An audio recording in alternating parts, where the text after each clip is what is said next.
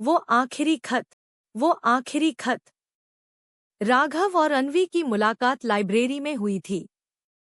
दोनों को किताबों से बेहद लगाव था। धीरे धीरे पन्नों की सरसराहट और चाय की प्याली के साथ उनका रिश्ता दोस्ती से मोहब्बत तक पहुंच गया। राघव हमेशा अन्वी से कहता था, एक दिन हम दोनों अपना छोटा सा घर बनाएंगे जिसमें सिर्फ हंसी होगी और ढेर सारी किताबें। अन्वी बस मुस्कुरा देती थी, जैसे उसकी आंखों में पहले से ही वो घर बना हुआ हो।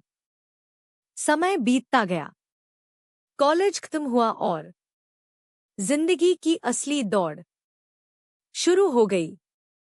राघव ने नौकरी पकड़ ली, लेकिन अन्वी को पढ़ाई के लिए विदेश जाना पड़ा। दोनों ने वादा किया कि दूरी चाहे जितनी भी हो, उनके दिल कभी अलग नहीं होंगे। शुरुआत में सब अच्छा चला। वीडियो कॉल, खत और मैसेज उनका सहारा बने रहे। मगर धीरे धीरे अन्वी की जिंदगी बदलने लगी। नए लोग, नया माहौल, नई जिम्मेदारियां और राघव की आवाज सुनने का समय उसके पास कम होता गया। राघव को सब महसूस हो रहा था, पर उसने कभी शिकायत नहीं की, बस इंतजार करता रहा। फिर एक दिन डाकिया एक खत लाया। राघव ने उत्साह से खोला, यह सोचकर कि शायद अन्वी का प्यार भरा खत होगा। लेकिन उसमें सिर्फ कुछ पंक्तियां थीं। राघव, तुम मेरी सबसे खूबसूरत याद हो, पर अब मैं आगे बढ़ चुकी हूं। शायद हमारी मोहब्बत का वक्त वहीं रुक गया, जहां हमने अलविदा कहा था।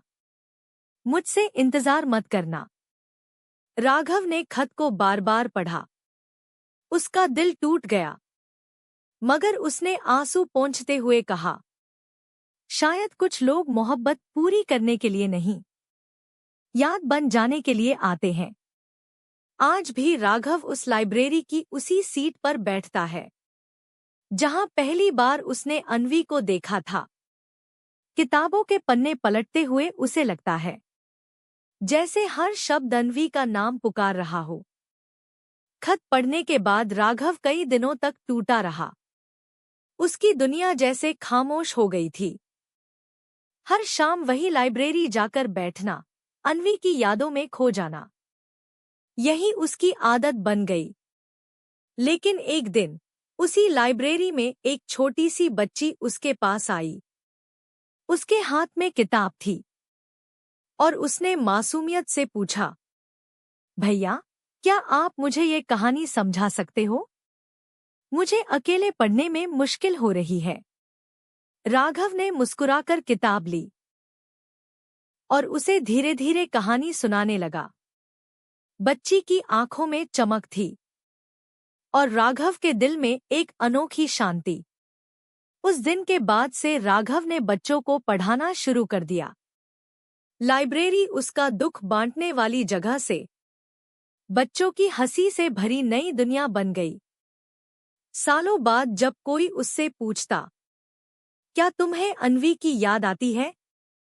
तो राघव बस मुस्कुराकर कहता, हाँ, वो मेरी अधूरी मोहब्बत है। मगर अगर वो अधूरी न होती, तो शायद ये पूरा सफर मुझे न मिलता। अब मैं हर दिन इन बच्चों की मुस्कान में अपनी जिंदगी की किताब लिख रहा हूँ। अधूरी मोहब्बत कभी खत्म नहीं होती, वो बस इंसान को नया रास्ता दिखा देती है।